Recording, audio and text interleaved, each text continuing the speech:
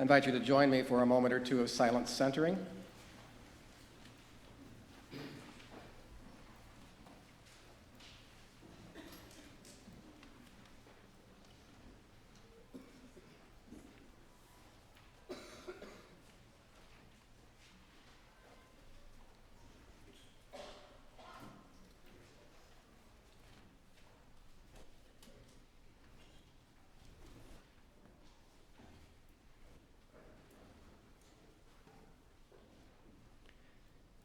And now please join your voices as we sing our opening hymn, number 224.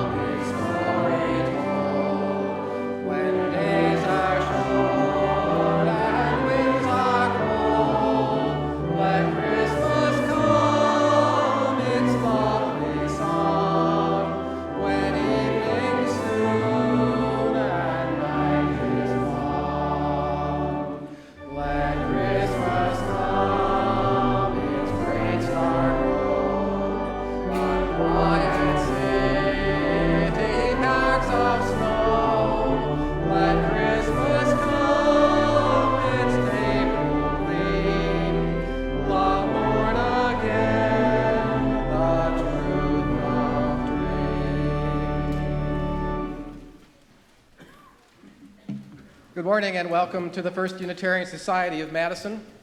It's beginning to look a lot not like Christmas, but we're going to celebrate the season in any case. This is a community where curious seekers gather to explore spiritual, ethical, and social issues in an accepting and nurturing environment.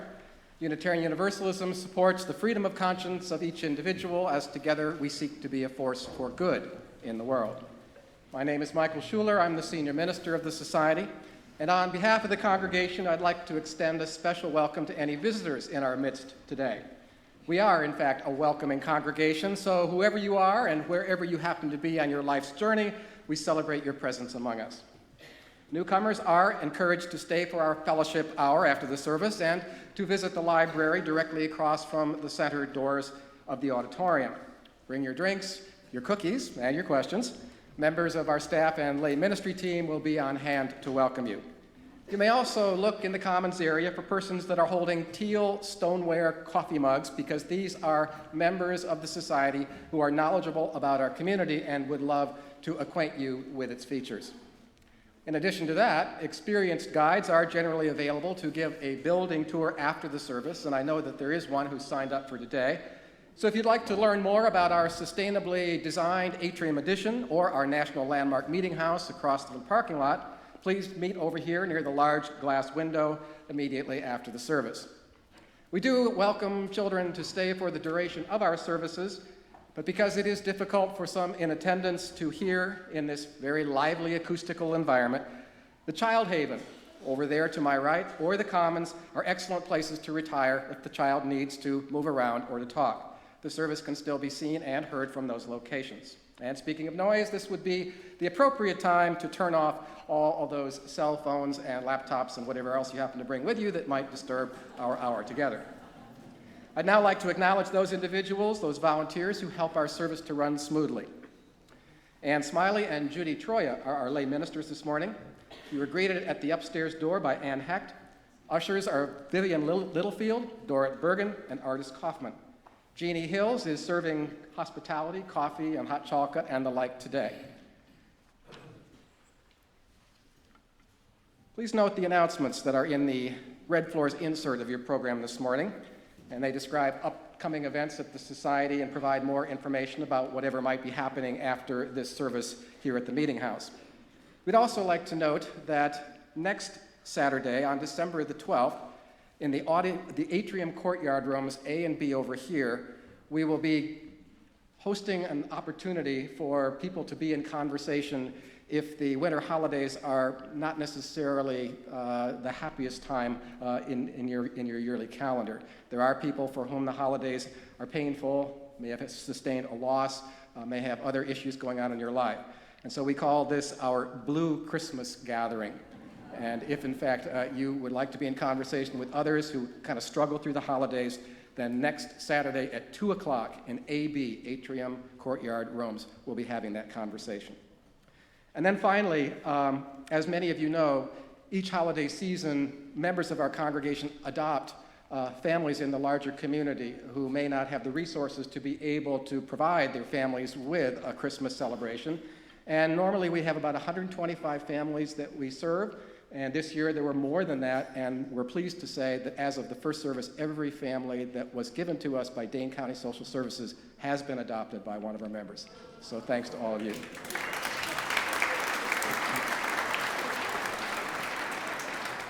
So again, welcome. We hope that today's service will stimulate your mind, touch your heart, and stir your spirit.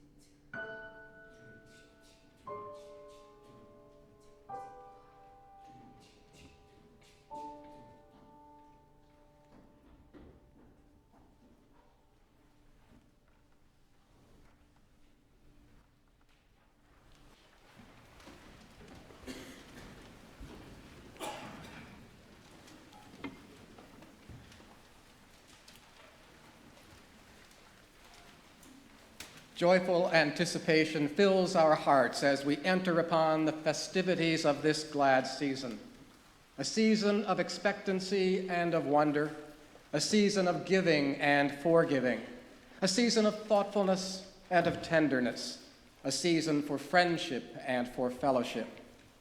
Let it be with music that we celebrate the holidays, and let it be in harmony that we dwell in these gladsome days. May love enter our hearts and rule our lives as we seek to support and to serve one another and to forge a stronger bond with all that is. I invite you to rise in body or in spirit for the lighting of our chalice.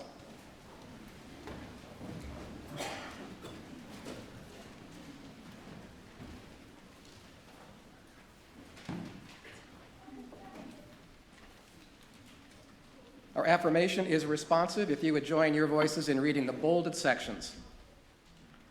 May the spirit of this season help us to find our way through the noise and turmoil of the days ahead into the very heart of Christmas itself. May we learn that we cannot hear the songs of the season until our own hearts sing them. May we know how close we are to what we seek and realize that the real treasures of life are ours for the taking and the giving. May we learn to enjoy the small happenings of our days and hours, discovering in them a source of meaning that can neither be bought nor taught. May the holiday season help us to recover what we once knew so well. That life is good. And in the spirit of that goodness, please turn to your neighbor and exchange with them a warm greeting.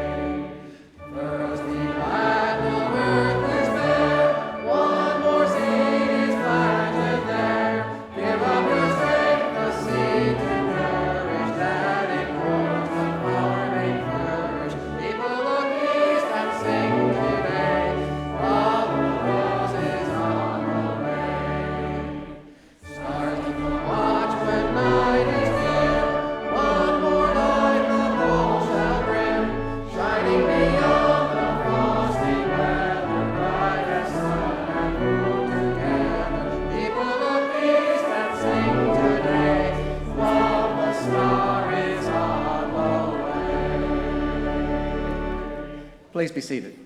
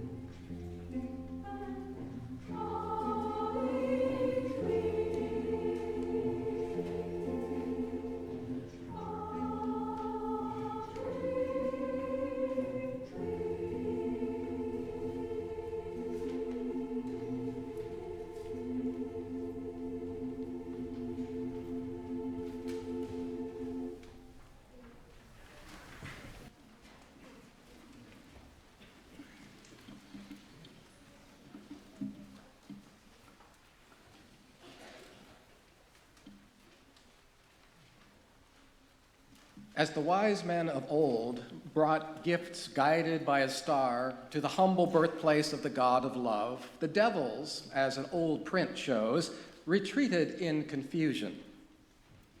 What could a baby know of gold ornaments and frankincense and myrrh, of priestly robes and devout genuflections? But the imagination knows all stories before they are told, and knows the truth of this one past all defection. The rich gift, so unsuitable for a child, though devoutly proffered, stood for all that love doth bring. But these men were old. How could they know of a mother's need or a baby's appetite? But as they kneeled, the child was fed, and they saw it and gave praise. A miracle had taken place. Hard gold to love, a mother's milk before their wondering eyes. The ass brayed, the cattle lowed. It was in their nature. And all men, by their nature, give praise. It's all they can do. The very devils, by their flight, give praise. What is death beside this? Nothing. The wise men came with gifts and bowed down to worship this perfection.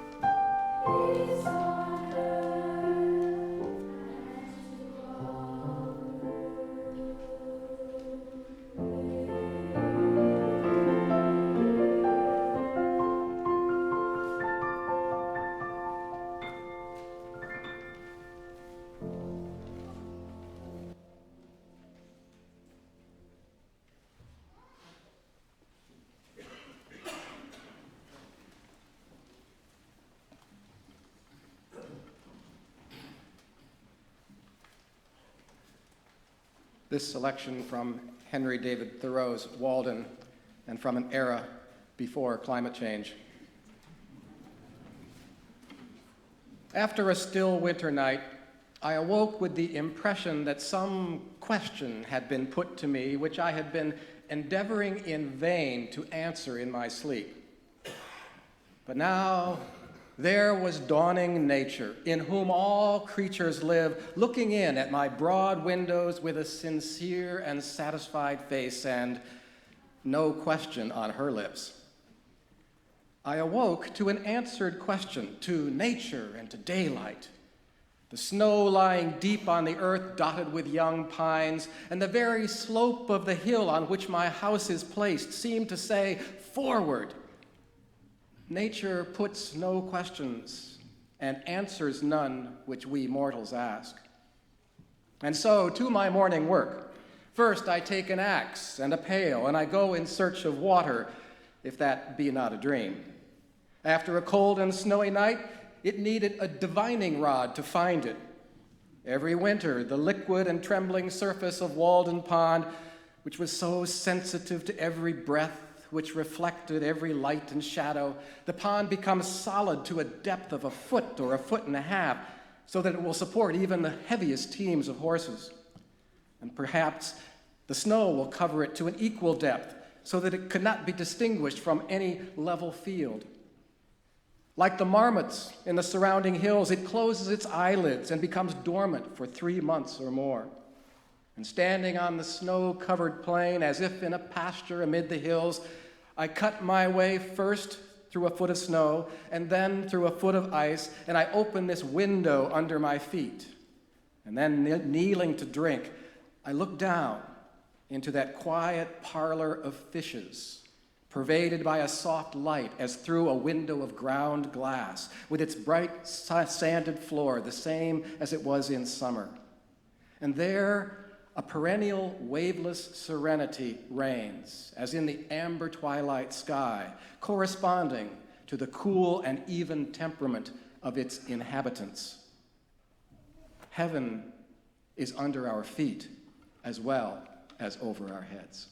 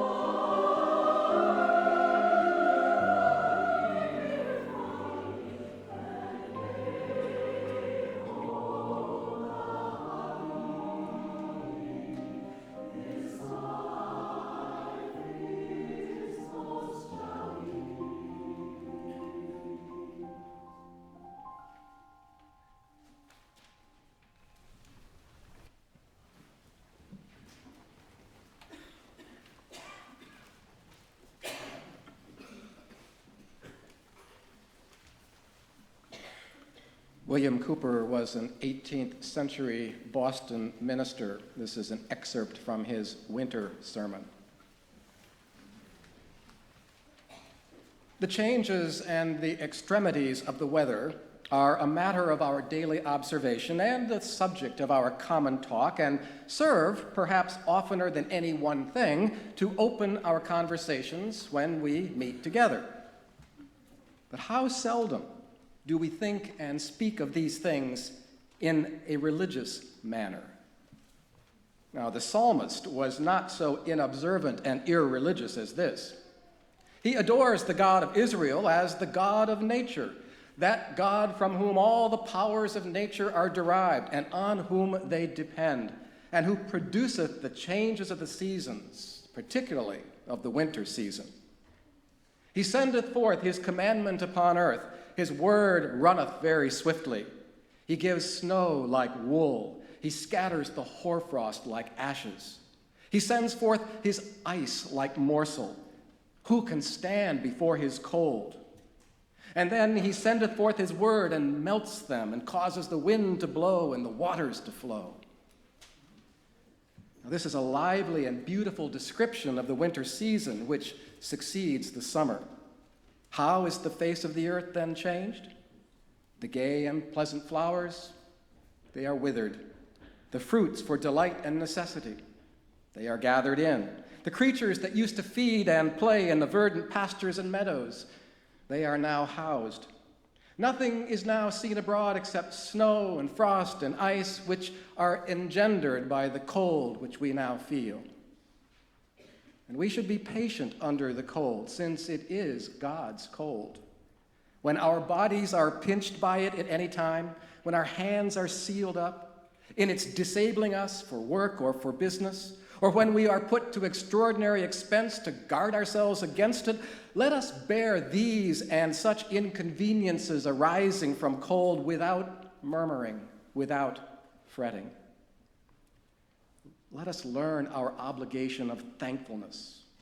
Thankfulness for warm houses and clothes and beds, for comfortable food and fuel to relieve us against the rigors of this cold.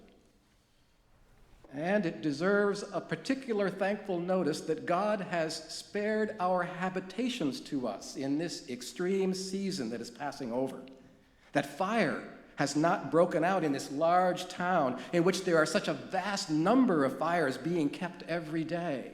And at a time when the water in the docks and in many of our pumps is frozen, and men could not stand long before the cold to put out the fire. This, I say, is a wonder of undeserved mercy for which we are indebted to a kind and watchful providence.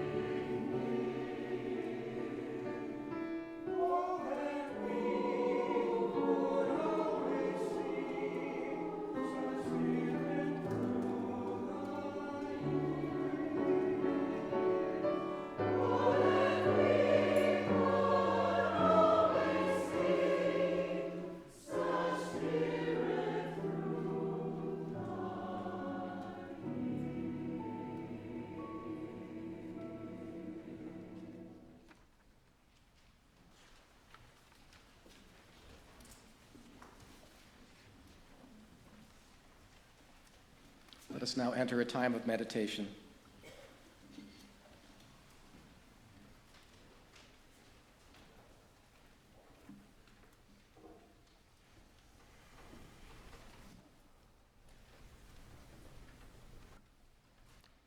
And so we pause for a few moments to give thanks for the symphony of this community.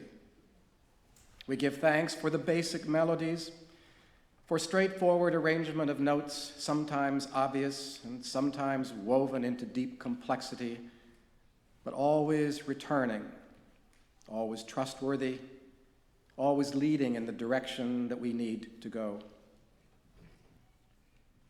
We give thanks for creative soloists, for sequences that soar beyond the heights that most of us could dream, transforming imagination into vision and helping the possible to become real.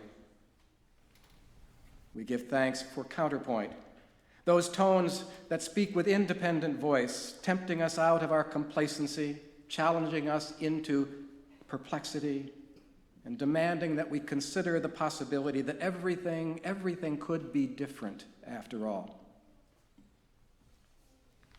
We give thanks for the pastoral passages, for quiet voices drawing us to reflection beneath the branches of the tree of life, measures calling for peaceful introspection, luring us to the wisdom that dwells in the depths of every soul. We give thanks for the voices of requiem, which bring to our community the true tones of remembrance for what has gone before, voices which come here bearing the pain of loss or of promises that went unfulfilled. We pause to give thanks for the complex gift that is this community.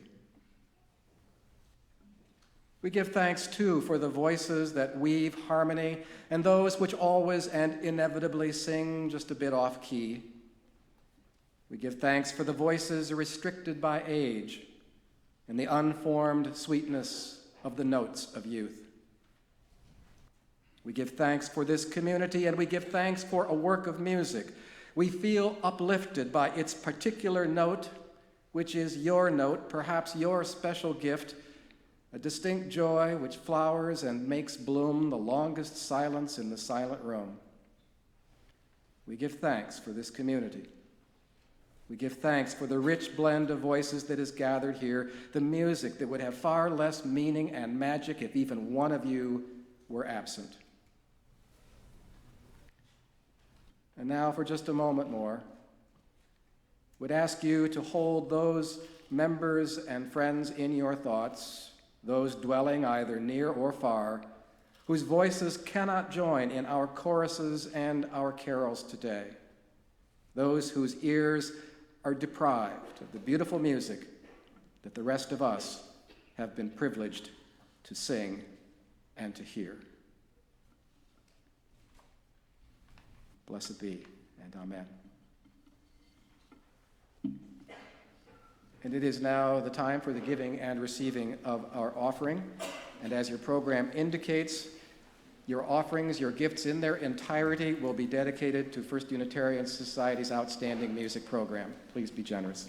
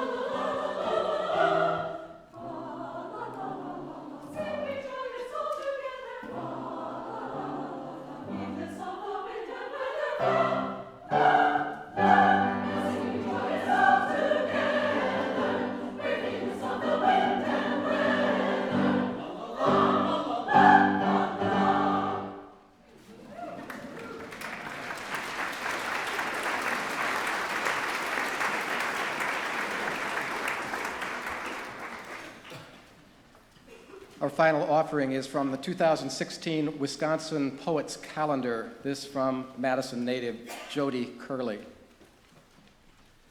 The fire in the corner stove burns the hours like dry wood. The fading afternoon late in the year sizzles and crackles and falls away to ash. Snow sifts past windows, and outside, willing evergreens bear the growing weight of white with grace. And here inside, the coffee smells good. We sip together, you and I, after all the endings of seasons and years and of who we've been before, and we try not to burn our lips. To the fire, the snow, the hot cup we drink, and the cold trees that endure, we share a cup of gratitude. Throw another log on the dying fire. Let our cheeks reflect the flame. Let our eyes shine with the light. Let our hands be warm in one another's. And let what is to come, come. Blessed be and amen. We invite you now to stand for our closing hymn and then afterwards to be seated again for the postlude.